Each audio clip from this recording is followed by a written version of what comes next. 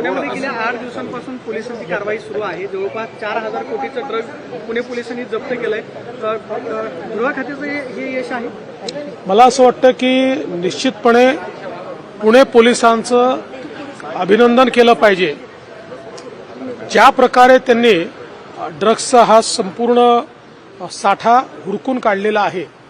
आम्ही सातत्याने सांगतो आहे की सरकारने zero drugs policy, no tolerance for drugs अशा प्रकारची पॉलिसी आपण घेतलेली आहे.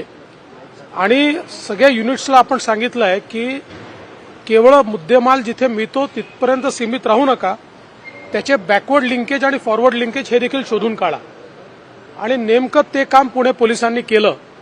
त्यामुळे बॅकवर्ड लिंकेज आणि फॉरवर्ड लिंकेज दोन्हीकडे मोठ्या प्रमाणात साठा मिळाला. आणि हे जे षडयंत्र चाललं होतं त्या षडयंत्राचा एक प्रकारे पर्दाफाश देखील झालेला आहे.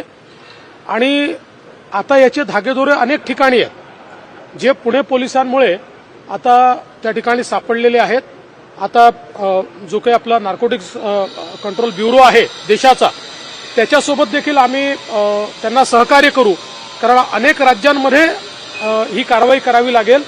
तर आपल्या पुणे पोलिसांच्या इन्फॉर्मेशनवर आता वेगवेगळ्या राज्यांमध्ये कारवाई सुरू झाली. तर लोकसभा निवडणुकीच्या दृष्टीनं आज ॲपचं लॉन्चिंग जे आहे तुम्ही नागपूरमध्ये अगदी काही वेळा केलेलं आहे. कशी नेमकी सगळी तयारी सुरू आहे? जागा वाटपाचं कधीपर्यंत माहिती? जागा वाटपाच्या संदर्भात आमची एक बैठक झाली आहे, ती समाधानकारक झाली आहे. अजून एक बैठक आम्ही करू आणि मला असं वाटतं की आम्ही लवकर जागा वाटप करू शकू. नारायण राणे आणि राहुल नार्वेकर विधानसभा अध्यक्ष, त्यांचं नाव फायनल झाले का? तशा चर्चा आहेत किंवा तशा बातमी आलेल्या? चर्चांवर नावं फायनल होत नसतात. एक प्रोसेस असते. ती प्रोसेस ज्यावेळेस होईल त्यावेळेस कोणाकोणाची नावं फायनल झाली ते तुम्हाला निश्चितपणे सांगू. शरद पवारांना तुतारी वाजली.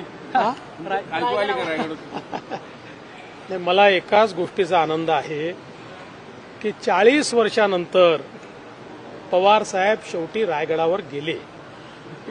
अजितदादांना एका गोष्टीचं क्रेडिट तर द्यावं लागेल की शेवटी छत्रपती शिवरायांच्या चरणी 40 वर्षानंतर पवार साहेबांना अजितदादांमुळे जावं लागलं. आता तुतारी कुठे वाजते, किती वाजते, कशी वाजते हे आपल्याला भविष्यात दिसेलच. क्या आपका नजरिया है आने वाले डिफेंस के लिए ये कितना महत्वपूर्ण रहेगा? देखिए, मैं ऐसा मानता हूं कि देश का एक प्रकार से पहला डिफेंस एसएमई एक्सपो ये पूना में हो रहा है. आज अगर हम देखें तो हमारे देश में सबसे फास्टेस्ट ग्रोइंग सेक्टर ये डिफेंस मैन्युफैक्चरिंग का है और इसमें असीमित संभावनाएं भी है. इसमें बड़े पैमाने पर निवेश भी है, इसमें बड़े पैमाने पर रोजगार के अवसर भी है. और इस क्षेत्र को महाराष्ट्र में हम लाए, महाराष्ट्र को उसका फोकल पॉइंट बनाए, इस दृष्टि से ये एक्सपो हमने तैयार किया है, लगाया है. देश भर से एसएमईज वहां पर आई है और महाराष्ट्र की इकोसिस्टम को देखने के बाद मेरा विश्वास है कि डिफेंस मैन्युफैक्चरिंग के क्षेत्र में महाराष्ट्र में वो लोग निवेश करेंगे.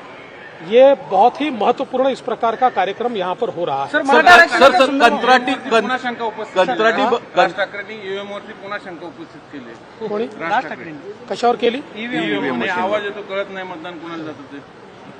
मागे त्यांना पटलं होतं ईव्हीएम, आता नाही पटत आहे. पुन्हा पटेल.